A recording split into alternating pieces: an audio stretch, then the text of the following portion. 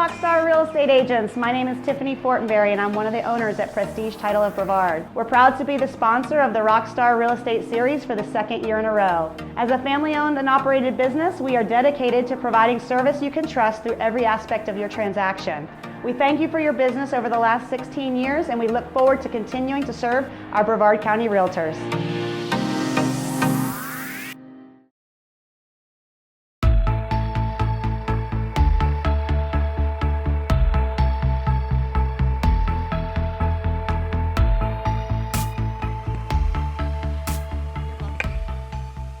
Okay, so without further ado, I want to introduce Mitch Ribak, but I just want to let you know, after we have our second guest speaker, that's Trenton Miller, we will take a short break. We will do our raffles. I believe we've got 3 raffles today, so make sure you've dropped your business cards in, I think, Greenleaf, Miranda, and Inspiring Staging and Design. So, Mitch Ribak.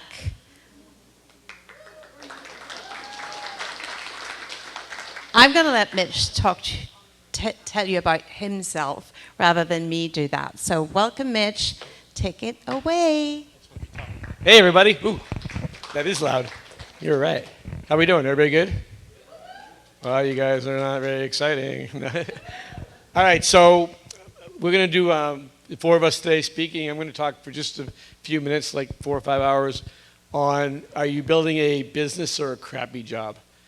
And what I find with most realtors that I train all over North America, that most people don't actually build businesses. So we're going to talk about that a little bit, and how do you actually have a life. Unfortunately, the way this room's set up, we don't have our screen in front of us, so we have to kind of go like that every once in a while. So you'll get nice profiles of my very elongated nose.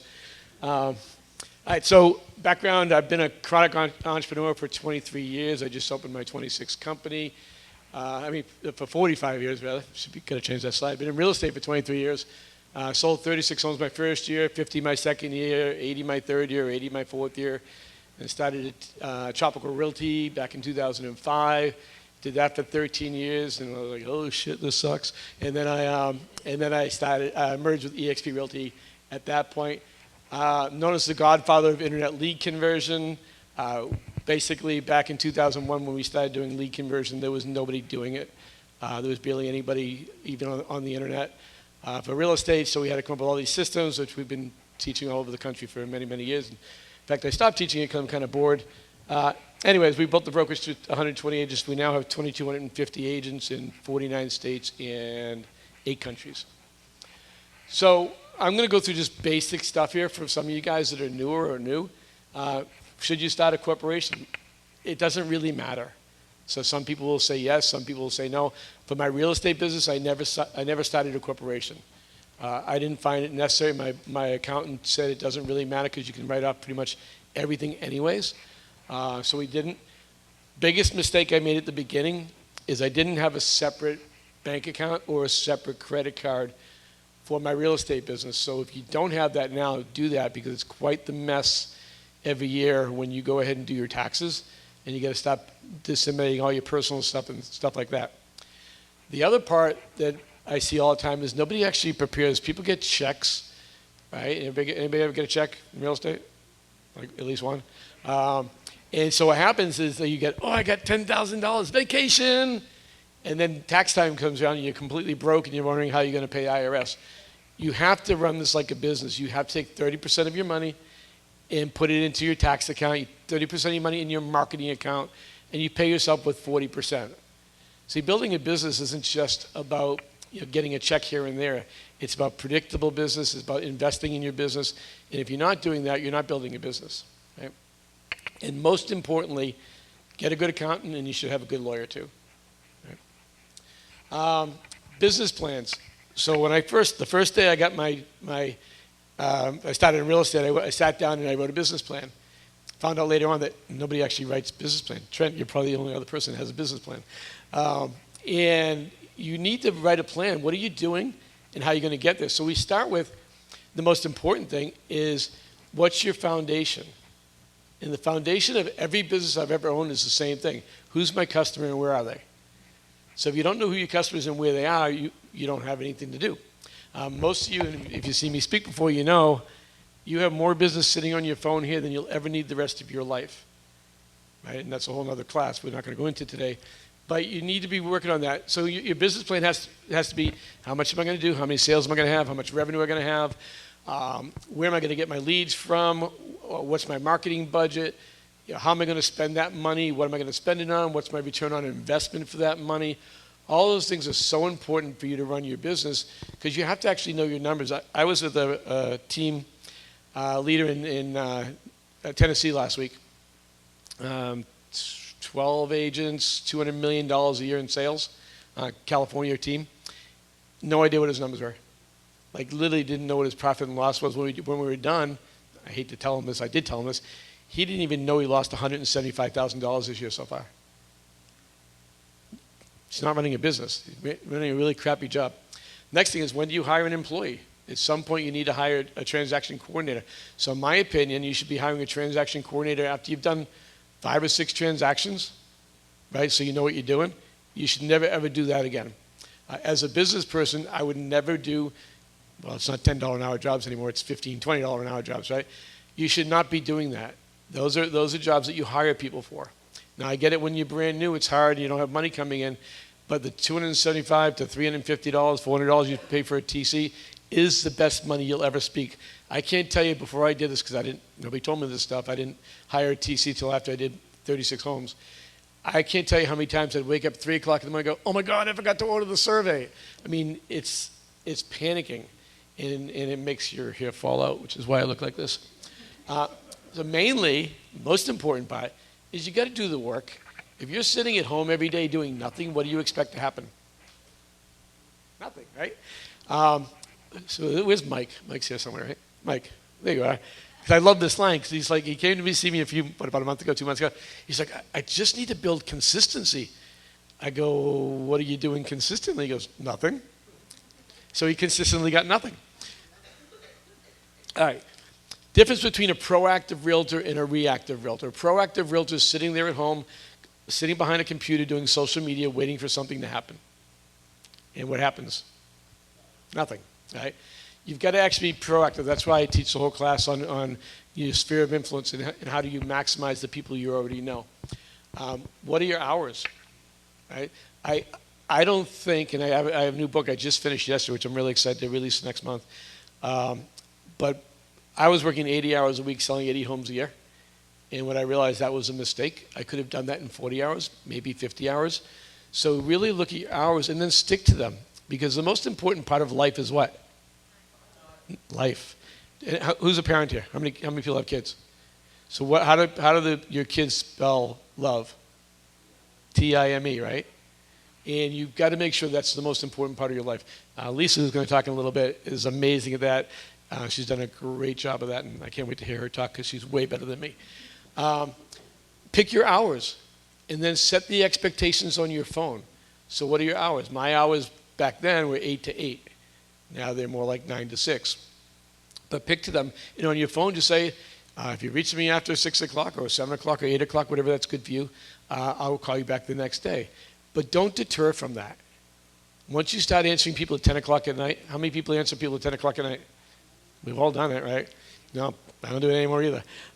6 o'clock, my phone is off, and I'm a husband at that point. You know, and if you've all met my wife, she's not here, so I can make fun of her. She will scold me and cut my head off. Well, cut my arm off because she can't reach my head. So always make sure that you set the standard that you want to run your business by. If you're answering the phone at 6 o'clock in the morning and 10 o'clock at night, you are not a professional. You're not running a business. Somebody else is running your life for you, all about being proactive. And again, your voicemail should set that standard. Okay, so what does your day look like? What do you do all day long? How many people sit at home all day long wondering what to do? All right, and nobody raises their hand because nobody wants to admit that, and you're all full of crap. The reality is every day, every night before I go to bed, I look at my calendar and I see what's going on. And I finish adding to my calendar whatever I need based on the space I have. Who does time blocking? Most important thing you'll ever do in your life is time blocking. If you look at my calendar, you'll see every hour on the hour there's something else going on. And when I'm doing that task, everything else is off. So here's what most people do. They'll be on doing something, and then their phone goes ding. Whose phone goes ding? Ding, I hate that, like ding. Or your email goes ding, ding, and then you stop doing it, you get off of track, and you start doing something else. When you're on that, unless it's an emergency, do not answer the phone. Again, how many hours a week are you going to work? These are all things that are going into your plan, by the way. How many hours a week are you going to work? You do not have to kill yourself and be successful. One of the other classes I teach is how to make $100,000 a year working 4 hours a day. You don't have to work more than 20 or 30 hours a week and make a really good living. Now, if you want to make $200,000, $300,000, $400,000, you might have to work 40 hours, right? Again, how many days are you going to work? You have to have a day off, right? If you do not have a day off, why are you doing this? You know, I talk to agents all the time, like myself, 80, 100-hour weeks, and then all of a sudden they're dead, right? Or they look like me, and you don't want to do that. So again, how many hours a day are you going to prospect? You know, prospecting is multiple ways of doing that, right? It's about looking for money-generating activities. It could be calling your sphere, it could be calling your friends, it could be texting people, it could be multiple things, but you always should be moving in a forward direction when you're doing this stuff. Main thing is you should never be doing nothing. And I see that all the time. I had an agent come to me a few months ago. I love this story. She's like, I don't know what's going on.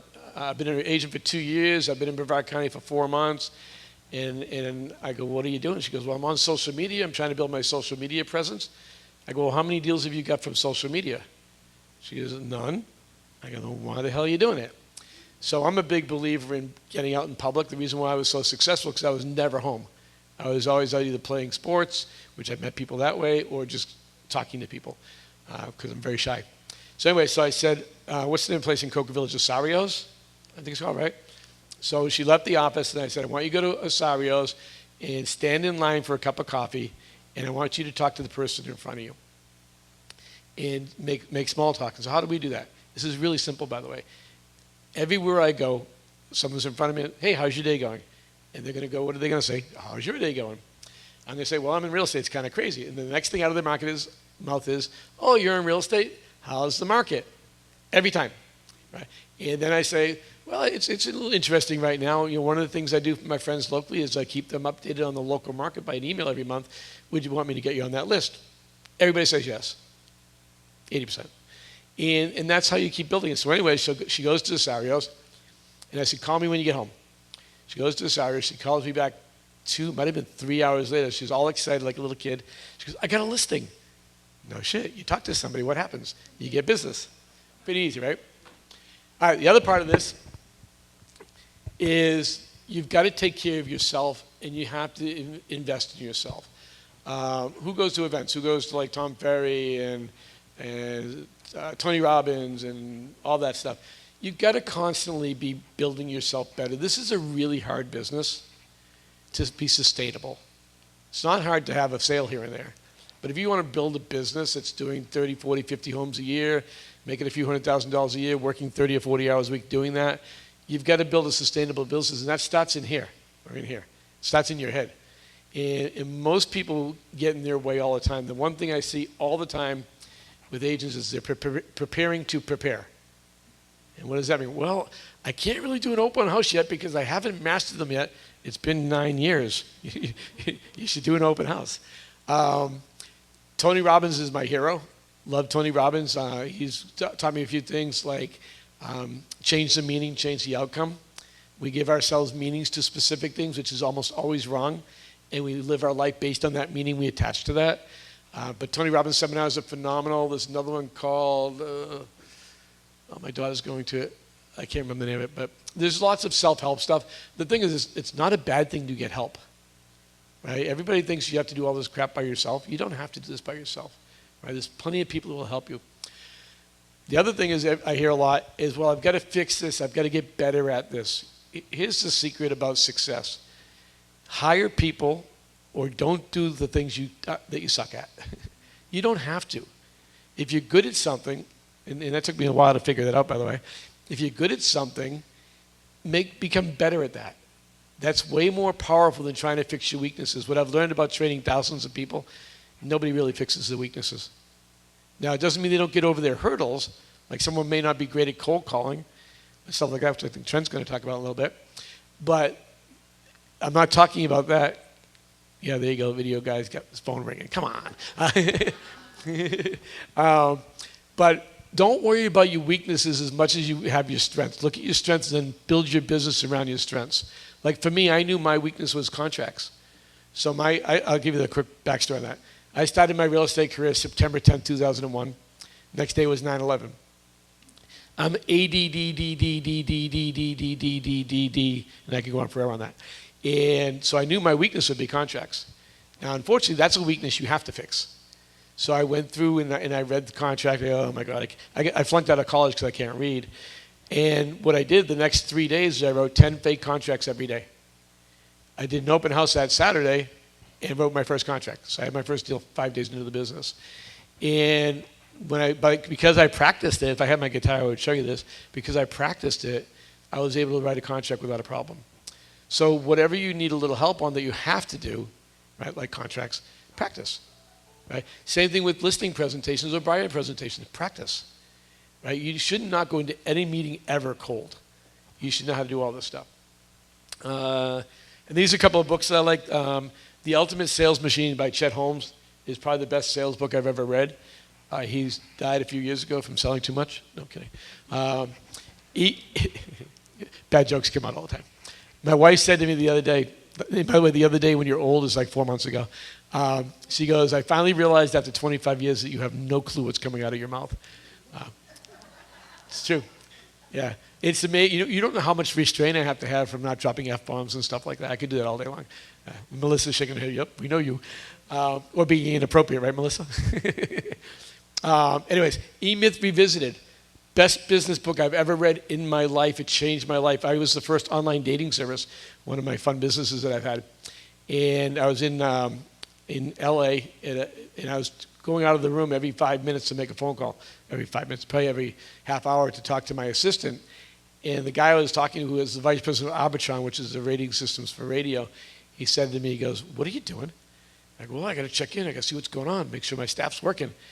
And he made me buy this book and read it. And I literally changed my business model the next week because it's about not doing $10 an hour jobs. You don't want to be a technician, right? And that's what most of us are, including me for most of my life, by the way. You don't want to be a technician. You want to be a business person. Millionaire Real Estate Agents, still a good book. I'm not a big believer in teams. Any team leaders here? I have a different team model, which is what my book's all about. It's called The Big Lie.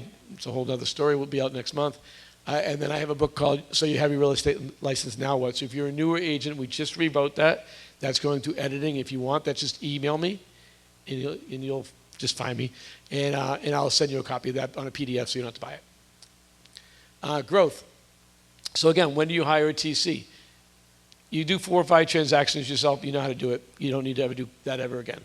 When do you hire an assistant? I waited till I sold 36 homes, but the reality is that was holding me back from going to 50 homes.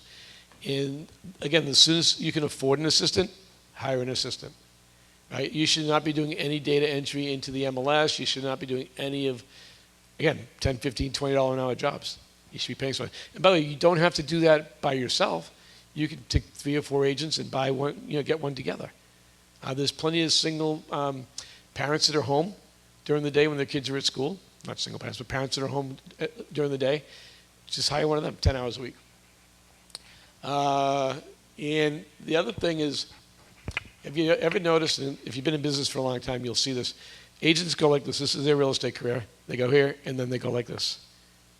And I've seen it. But so many people, by the way, that could be $2 million a year. It could be $5 million a year. And it doesn't matter what the prices are. It's a dollar figure. And I don't know why, but if you read the MLS, which I study all the time, and look at people, it's the same. People are doing $10 million, stay here. People do 20, they stay there. And they always stay in the exact same spot. And what happens if you go like this? What happens eventually? Right? You start going down because the market shift. How many businesses have gone, how has your business gone down a little bit with the market shift? A lot of people have, right? Again, you haven't built a consistent business or you wouldn't have gone down, right? So you always have to think, all right, I'm here. How do I get here? I was with Glenn Sanford, who's the founder of EXP in Puerto Rico last year. He's worth $1 billion, kind of like me. And I said, and he was telling me some of the stuff me and him were just hanging out. He's telling me some of the stuff he's working on. And I go, when do you stop? He goes, never. He goes, when you stop, you die. So what I've learned over life is everybody I know that's gone level, their business dies or they die. And I've seen so many people do that, they just don't survive it. So growth is really important, and you always have to figure out, what am I going to do next to level up? And by the way, you probably don't know the answer. So attend a seminar, go learn from people. If you know if you're doing $5 million a year and you want to do $20 million a year, go talk to someone doing $20 million a year. It's just not that difficult. Most people are really cool. Yes, do some people suck? Of course they do. But most people will share what they're doing to get there. You'll find that some people have the mindset of abundance, and some people have the mindset of schmuck. And you don't want to be a schmuck. Be abundant. And finally, life. You have two choices when you build a business. The business can run you, or you can run the business. Most of my realtor friends are being run by their business, and it's miserable. I did it for years. When I had my brokerage, I worked 80 to 100 hours a week. It was miserable. When I was selling houses, I was working 80 or 100 hours a week. It was miserable. I remember having a conversation with my wife once, and my wife is the most important person in my life. So I sucked at being a husband. I was terrible. And we were sitting there, she's talking, because you know how you women are, you just can talk for 12 hours. So my wife's talking, and she looks at me and she goes, and I'm looking in her eyes, totally thinking about, I got to call the lender tomorrow, I got to do a survey tomorrow, and she goes, you're not listening to a word I'm saying. And it was a huge moment in our relationship. And I said, you're right. I didn't hear one thing you just said. You have to be present when you're home, right? Especially if you got kids, especially if you're married. If you're by yourself, do whatever you want. But if you got other people in your life, you need to be present when you're doing that. Understand your values. So, I got a couple minutes. So, it was about a year and a half ago, I hit a wall. And I don't usually hit walls. I think that's only the second time in my life I hit a wall. And I was miserable. And I remember interviewing an agent who was thinking about joining with me. And we walked out of the room, and my wife goes, I got to tell you, you really sucked. And I go, I don't really give a shit. I was terrible. I know I shouldn't be swearing, sorry. But, I didn't sleep for 2 days, and I called a friend of mine who I've only known, not a good friend of mine, but Jarek Robbins, who happens to be Tony Robbins' son. And I go, Jarek, I need to set a time to meet with you. So I met with him, and he goes to me, I got to get a sip of water. He goes, what's going on? I go, well, I've lost my mojo. And he's like, what do you mean you lost your mojo? I go, I lost my mojo. I just don't care anymore. So he said, let's take a look at your life. He says, what's your values? And I go, last time I looked at my values was with your father in 2008. He goes, well, they were probably business, family, and then you. He goes, not sustainable. It has to be family, you, and then your business. Your business will always follow if everything else is healthy. If you're not healthy, you can't do it. If your family doesn't buy into what you're doing, I know a lot of people that I talk to, their spouses don't like the business. They constantly give me a hard time. That's not a sustainable business, right? So he got me to switch it around. He also got me to sleep better.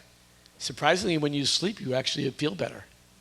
So I'm still working on that. I'm about 6 hours of sleep versus 2 hours of sleep now. He got me to do cold showers. Anybody do cold showers? Freaking awesome, right? Life-changing. And I will give you one more thing, and if you want this, I'll text it to you. I started doing this about it in December, is I do an olive oil drink, and it's half a shot glass, like 2 tablespoons of olive oil, a half a teaspoon of cayenne pepper, a half a teaspoon of turmeric, a little splash of black pepper, and a teaspoon of chia seeds. And I will tell you that my energy level is off the charts, and my blood work is off the charts good. But again, it's all about taking care of yourself. Exercise every day. I work out every day. That's why I look so buff. And most importantly, you got to have fun, right? You got to smile. How you present yourself is how the world perceives you, right? So if you know me, and I know a lot of you guys know me, I'm always smiling. I'm only 27 years old. Look at these lines on my face. It's terrible. But I'm always smiling. Why am I always smiling? Do I always feel like that good? Yeah, actually I do. But the reality is, even when you don't, when you smile, you make yourself feel better, right? But you have to have fun. You have to smile. My motto in life is, if it ain't fun, I ain't doing it. And I live by that. And then finally, if you really want to be in this business, you got to do the work. It's really that simple. Anybody here, every single one of you, could be selling 25, 35, 50 homes a year, whatever you want. And by the way, that's whatever you want, not what I want or what anybody else wants for you. You just have to build systems and run a business. Stop doing a crappy job.